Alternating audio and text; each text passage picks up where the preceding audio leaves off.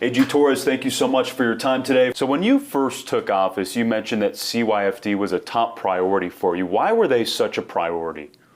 This is an agency that frankly has been troubled for some time. I think it goes beyond any one administration, any one secretary, any one governor.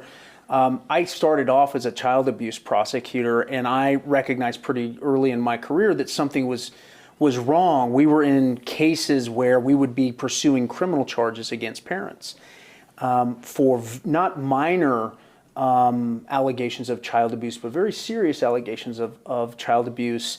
And while that was ongoing, CYFD would be going through a parallel proceeding where they were seeking to reunify the abuser with those children or with other children. And so pretty early on in my career as a prosecutor, I recognized that there were some structural problems. And unfortunately, I think those structural deficiencies have only increased over time.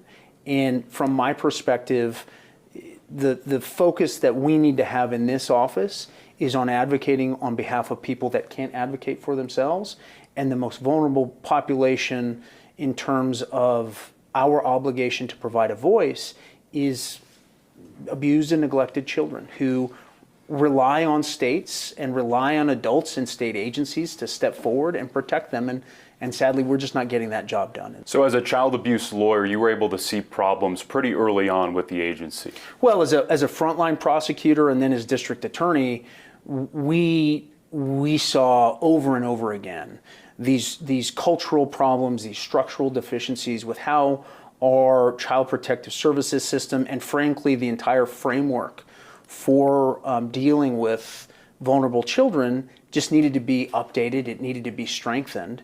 And what you see is just an agency that unfortunately has suffered from some lack of investment and I think could really use some outside independent oversight to help course correct so that we can put the interests of children and the safety of children as our top priority and make sure that that happens on a more consistent basis. Why do you believe there are problems with CYFD? I think fundamentally we have an agency that maybe is taking on too many different obligations that are hard to balance and hard to manage. I've had conversations with members of the legislature that are just concerned about the structure of the agency. I think in addition, we have a problem culturally where there is an instinct to throw up barriers to outside oversight. I know that there was legislation that focused on changing the confidentiality provisions of the Children's Code. I've been a strong advocate for doing that. I think that the confidentiality provisions were put in place to protect the privacy interests of abused children, and that has changed to now be a way to stonewall and not provide information about what's going on in the department. And that's why I thought it was so critical for us to have independent oversight. I supported the creation of an ombuds office, and obviously I supported the creation of a dedicated civil rights division, both of which would have been focused on these issues. Absolutely. When you were DA, was there anything you saw that was concerning to you as you were prosecuting cases when it pertained to CYFD?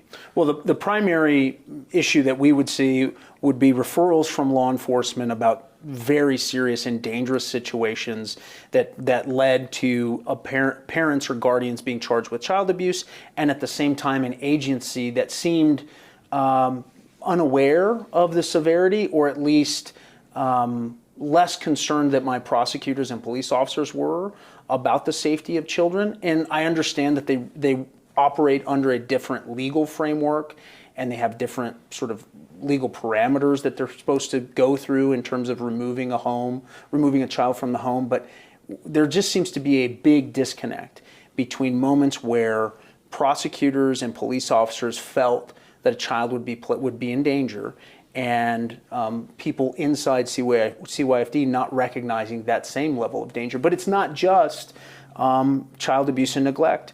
We have a problem of too many guns in our schools, and for a lot of us on the front lines of public safety issues, I felt that getting guns out of schools had to be a top priority. I was really disheartened to learn that oftentimes APD officers would be contacted about a weapon being recovered at school, and they would attempt to make an arrest, but before they could transport the child to the juvenile detention center, they had to actually get clearance from what's called a JPPO officer, which operates under CYFD. And we had an instance last year where, in the wake of a horrific shooting in another part of the country, right after that, we had a young person bring a gun to school. The APD officer had this person in custody. They asked for permission to take that young person to juvenile detention. They were denied. We sent a letter to the agency asking how many times statewide has law enforcement been called to a school to take someone into custody to recover a firearm, that person has then been released because CYFD wouldn't authorize detention.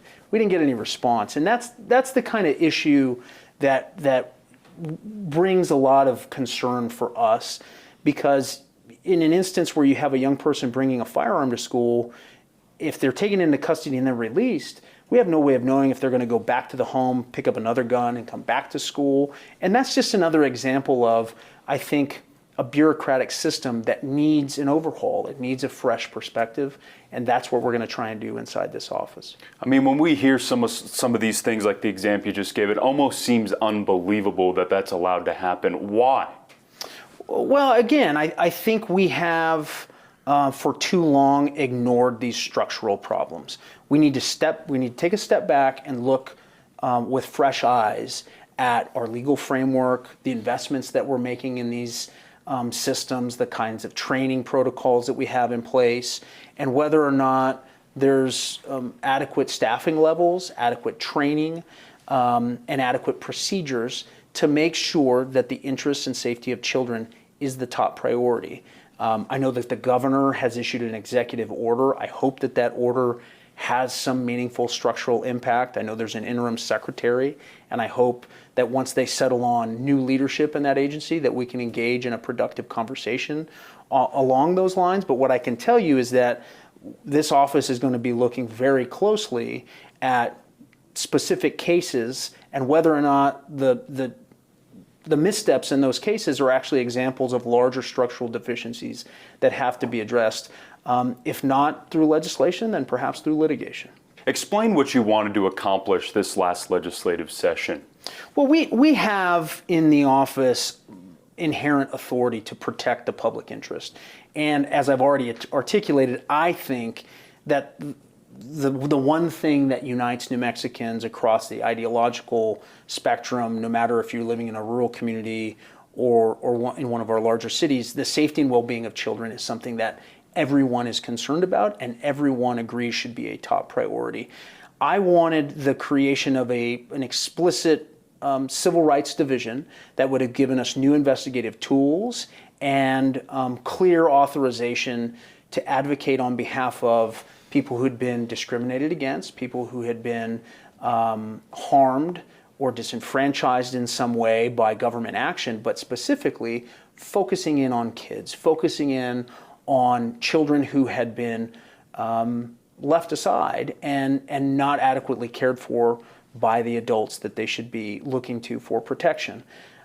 It was a very difficult legislative process to get it out of the Senate, get it into the House. We had bipartisan support. We had tons of support and buy-in from the community, civil rights leaders, tribal leaders who I actually just met with again earlier today, who are concerned about the impact of discipline decisions in the context of public schools. We were all on board in making that our top priority, and quite frankly, I just took for granted, I guess, that the governor would sign the bill and recognize that this was going to be an important piece of the solution that we needed. And I was disappointed that there was a pocket veto after we had gone through all of that work and all of that effort. But as I've indicated, we're not going to stop and we're not going to be discouraged by this kind of setback. We're just going to refocus our efforts on the inherent authority that we do have and do everything that we can to step in where appropriate to try and protect these kids. Why do you think those oversight bills didn't pass? I think a lot of times there is a tendency in public life and in public service to fail to understand the need for that kind of independent approach, that kind of independent perspective, and I can understand the hesitation on the leadership inside CYFD, inside the governor's administration, about bringing in an outside agency to try and help course correct on some of these issues. I don't want to speculate because I frankly don't fully understand, and I don't know from the governor's perspective why those bills died and why they didn't make it through the process. But what I do know is that with the number of bills that were presented and the kind of intensity that we saw from the advocacy community, the state and its citizens are at a point where they expect action and they expect results, and that's something that I'm committed to and focused on in this administration. Perfect. And this was the Office of the Child Advocate, correct? So how would your office have how would your office have used that to overlook CYFD? Well, the Office of the Child Advocate was only administratively attached to the Attorney General's office. It would have been an independent office that we would have helped process, some of the back end of funding and the logistical support for that agency. So we wouldn't have had direct control over that. I was more specifically focused on the creation of this Civil Rights Division because unlike an Office of the Child Advocate that could gather information and produce reports, civil rights litigators have the ability to actually go into court, file lawsuits. And unfortunately, litigation is sometimes a necessary tool to bring about the kind of systemic institutional change that I think CYFD desperately needs. So the governor has said that she could handle the problems with CYFD herself. Do you agree with that? Well, I hope that's true. I hope that the governor and whoever she selects as the new leader of CYFD are able to change the course of that institution. But I think it's important from the public's perspective and in the interest, first and foremost, of these children, that we have an independent source of authority to come in and hold folks accountable. And here's the bottom line. If the administration can deliver on these reforms, and if the new secretary can actually change course for this agency, improve its performance, and protect children, then there won't be a need for the kind of assertive litigation and oversight that I'm talking about. But if they're not, then we should have that tool at our disposal because we can no longer tolerate, and the members of our community will not accept, children being placed in harm's way over and over and over again. We've had too much tragedy. We've had too many instances like James Dunkley Cruz, where we see horrific violence perpetrated against these children. And he is a prime example of that, where law enforcement is concerned about his safety, frontline social workers are concerned about his safety, and yet he is placed back in a situation that leads to his death. And it is unconscionable, it's inexcusable, and my job, first and foremost, is not to protect other people in the system, it's to look out for him and to make sure that we can bring about structural reform so that never happens again. And that's difficult, that's hard work, but it's necessary work. Early in her career, our governor was an ombudsman for the elderly. Is it puzzling that she doesn't want to create that position for our children? Well, I think as you move through the political system, your perspective changes. I don't necessarily want to speak for her in terms of why she would resist that kind of oversight and reform. But what I can tell you is that there isn't a lot of public confidence at this point that the kind of institutional change that we need to protect kids can be accomplished without independent oversight. That's the bottom line. The common theme in the bills that were presented, whether it was the Office of the Child Advocate or the Civil Rights Division, is the need for independent, strong oversight, because culturally and historically, CYFD, not just under this governor, but under lots of different administrations, has proven itself immune from the kind of reform that is lasting and meaningful and would actually take our vulnerable kids and put them in a much safer and more protected position. How do you feel every time you hear about a child death? It's heartbreaking. I mean, most people, they hear about these stories, and it is something that really gets to the core of who you are as a parent, as a member of the community. As a child abuse prosecutor, I used to listen to safe house disclosures for child abuse victims, little kids, 3, 4, and 5 years old. And then, so for me, this is a personal fight. This is something that I have seen at close range, and I have seen the trauma, and I have seen the damage that it does. And one of the things that I think people need to understand is I would often be asked, as district attorney, what is at the root of our crime problem? What is at the root of our public safety problem? And what I would always tell people is that it starts with the failure to protect vulnerable children before they become adults. One of the startling statistics about the people that we would see in juvenile detention who are there because they have been accused of a crime is that they are often the kids who are the subject of CYFD referrals when they're 4 and 5 and 6 years old, right? In an astonishing rate, we have children coming from broken, destabilized, dangerous homes, and because they go unprotected, they end up in a situation where they have trouble in school, they fall in with the wrong crowd out in the street, they end up turning to drugs and narcotics to medicate and deal with trauma and deal with abuse that has gone undiagnosed and untreated and unrecognized. And then when those kids get to an age of maturity, they are more often on a path towards prison and not a path towards being productive citizens. And so one of the advantages I have as Attorney General is that I can take a long look at the public safety concerns of the state. And from my perspective, it's not just about helping these kids today. It's not just about taking them out of an abused and dangerous home right now.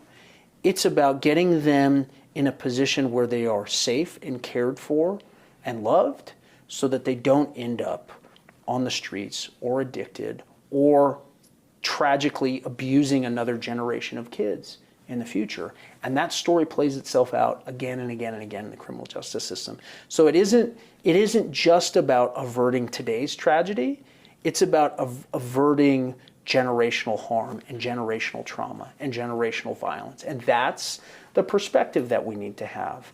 And we need to look at the world through the eyes of those kids, not through the eyes of a cabinet secretary, not through the eyes of an elected official. What does the world look like through the eyes of a child living through abuse? That should be the way we look at this problem. That should be the paramount concern that we have. And we should leave politics and, bureaucratic considerations to the side and focus first and foremost on what is best and right for children. What is the solution for CYFD moving forward? Look, there's no magic bullet. I think the governor has the right perspective in recognizing that in her words, it's a dysfunctional agency, that it's going to take a lot of hard work. You're going to need to revamp the investment that you make, the training that you do, the procedures that you follow, and the legal framework that you evaluate basic decisions about when a child should and should not be removed from the home. I still am deeply troubled by the fact that we have pending criminal cases on serious and profound allegations of child abuse. And you have police and prosecutors trying to make a child abuse case and take someone and put them in prison because they've harmed a child, and yet have a different state agency trying to reunify that offender with either that child or some other children in the home. We shouldn't have that. We've got a system that is too far tilted towards this notion that reunification at all costs. And my mantra is child safety at all costs. Child safety first, and everything else follows from that. Why do you believe the agency's mantra is to reunify children with their family? Well, look, it's a legal framework The law, like anything else, has an inertia that gets underway. There are court cases that come out. There are regulations that are promulgated. There are different layers of bureaucracy that are built up over time. And that's how an agency comes to define its mission, its character, and its purpose. And once those things are set, that bureaucratic inertia is very difficult to change. But it's incumbent upon all of us to use the tools that we have to take a step back and make sure that we're focused on things from the right perspective.